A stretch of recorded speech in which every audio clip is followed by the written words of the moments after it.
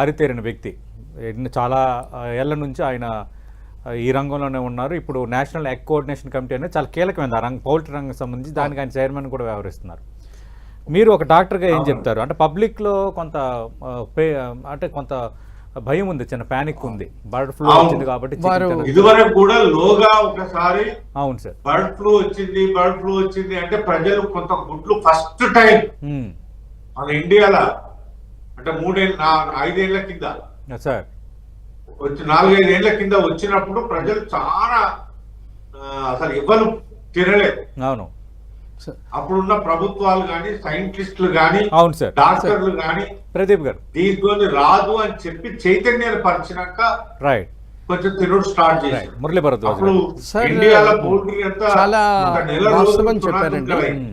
అంటే లక్షల మంది దీని మీద బతికేటోళ్ళు అంతా ఆగం. అవును సార్, అవును సార్, ప్రదీప్ గారు ఒక్క నిమిషం సార్.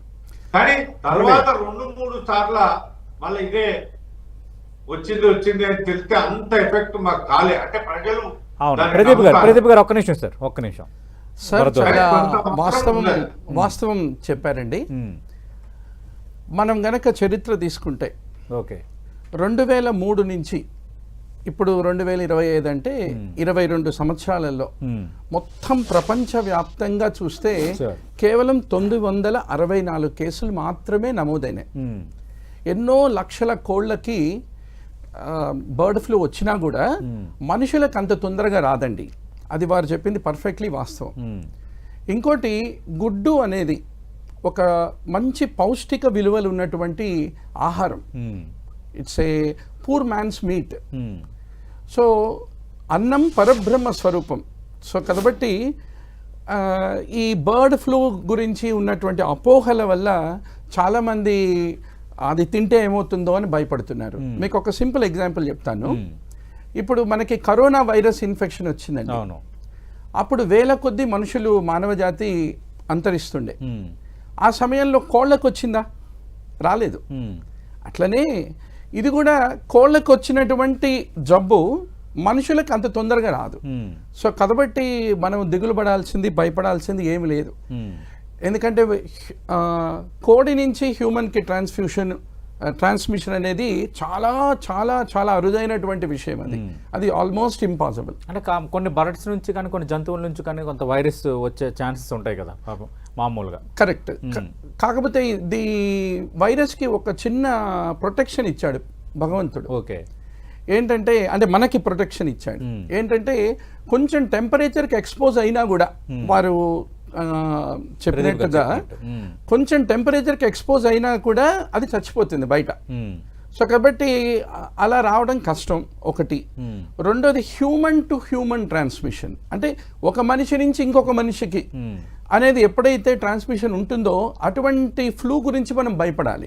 ఇప్పుడు మనకి మామూలుగా హ్యూమన్స్కి వచ్చేటువంటి ఫ్లూ ఏదైతే ఉంటుందో దాన్ని H1N1 స్ట్రెయిన్ అంటారు, స్వైన్ ఫ్లూ ఇలాంటివన్నీ. వేరే బర్డ్ ఫ్లూ అనేది H5N1. అంటే ఇట్ ఈస్ లైక్ ఒక తెల్ల చొక్కా, ఒక నల్ల నిక్కరు వేసుకుంటే అదొక కాంబినేషన్ H1N1. అలా రెడ్ చొక్కా ఎల్లో నిక్కర్ వేసుకుంటే అదొక కాంబినేషన్. అటువంటి కాంబినేషన్ ఎప్పుడైతే డిఫరెంట్ అవుతుందో అప్పుడు దాని యొక్క పెథోజెనిసిటీ, అంటే మనుషులకి ఇన్ఫెక్షన్ కలుగజేయడం కానీ అవన్నీ ప్రభావాలు మారతాయి. సో కాబట్టి ఈ వైరస్ అనేది మనం అసలు భయపడాల్సిన విషయమే లేదు. కాకపోతే మరి తెలంగాణలో నుంచి కోళ్ళు, మన ఆంధ్రాలో ఉన్న కోళ్ళని తెలంగాణలోకి రానియకుండా మనం ఎందుకు చేస్తున్నామండి అంటే, కోడి నుంచి కోడికి వెళ్తుంది కానీ కోడి నుంచి మనిషికి రాదు అంత తొందరగా.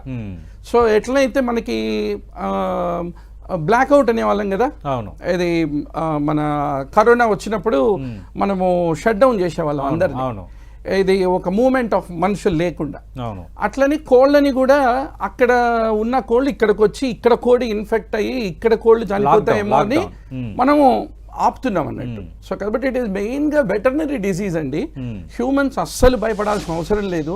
పూర్తిగా పౌష్టిక విలువలు ఉన్నటువంటి కోళ్ళని కానీ గుడ్డు కానీ శుభ్రంగా తినచ్చు. కాకపోతే చక్కగా వండుకుని తినాలి. ఏదైనా కూడా ఆహారం వండుకుని తింటేనే అది ప్రొటెక్షన్ అండి. రైట్.